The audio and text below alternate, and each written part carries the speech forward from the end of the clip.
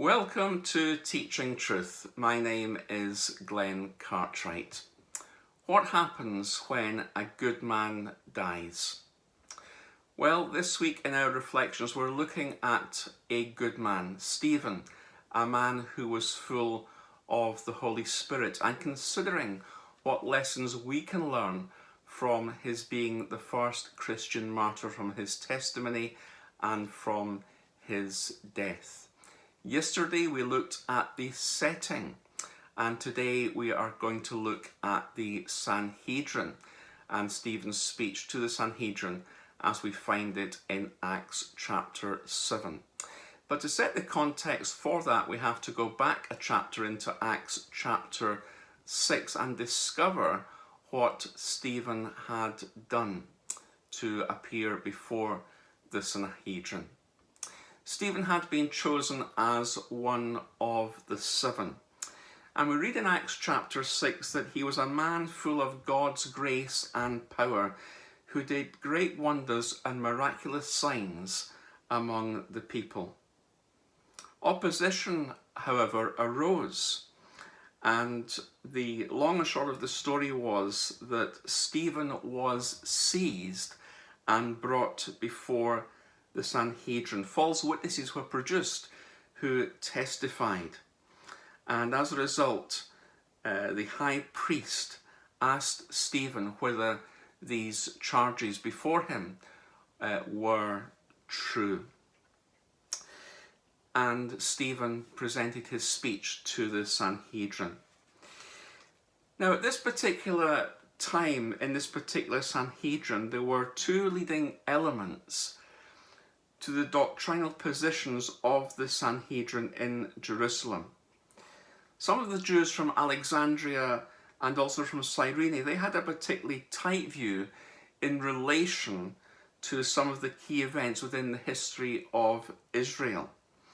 And finding that Stephen was a bit smarter than them, in verse 11 they begin to orchestrate, and it's interesting just to note as the narrative invites us to see that they orchestrate a revolt against the ministry and the work of Stephen. Few of them probably knew what they were doing by actually doing this. And it's only God that can take the intentions, the truly original intentions of men and women who are truly originally evil, as it were, and order providence in such a way that actually what they did serves the purpose of the gospel.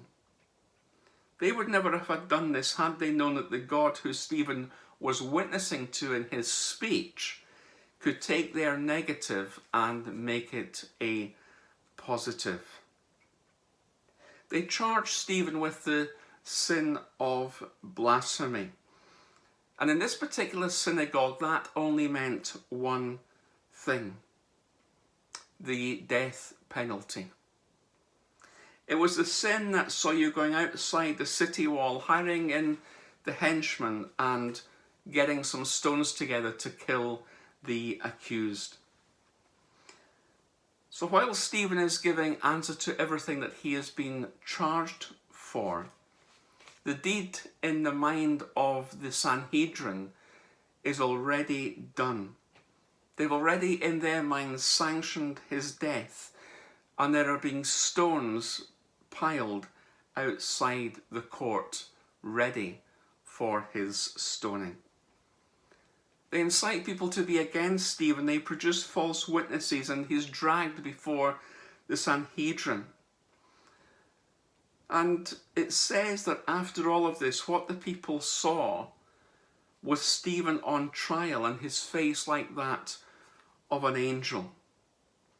Now, what that means, I don't know, but as the passage is written for us, what we're invited to be aware of is that he stood before his accusers not like a deer caught in the proverbial headlights. He didn't have that panic look of surprise or startling, but there was a collection of all his composure as he stands there before the Sanhedrin. Something is going on in the inner life of Stephen in the expression that he's able to give to his face. And the people who saw him, Luke says, saw his face as being like that of an angel.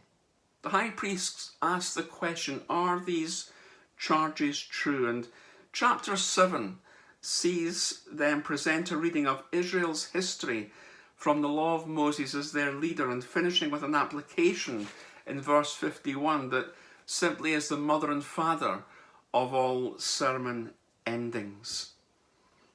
I suspect you would want to stone me if I said at the end of this reflection, you stiff-necked people.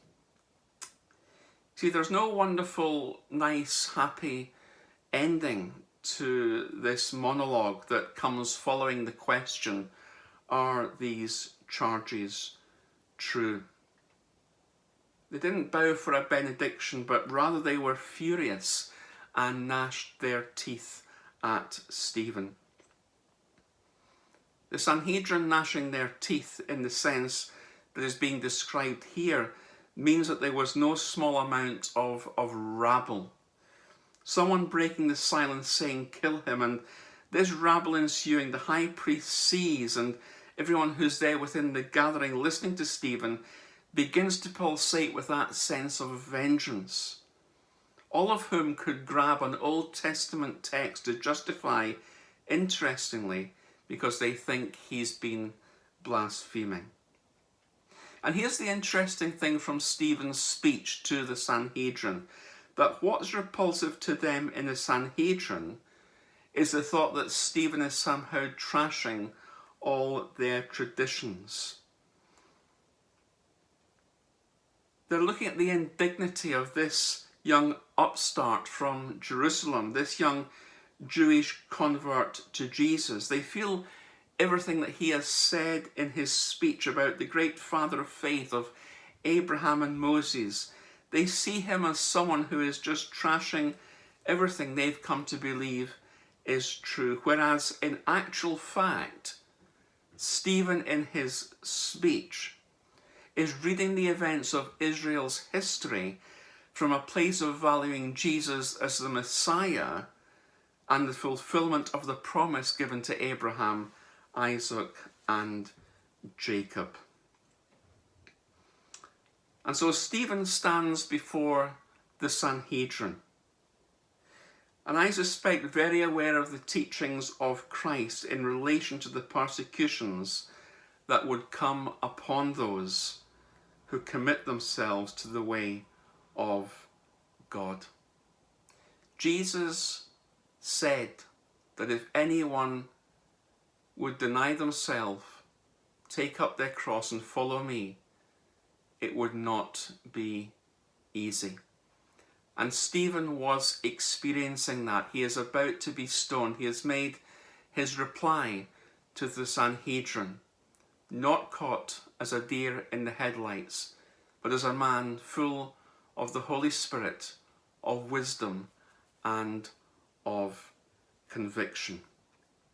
Join me tomorrow for our next reflection in Teaching Truth.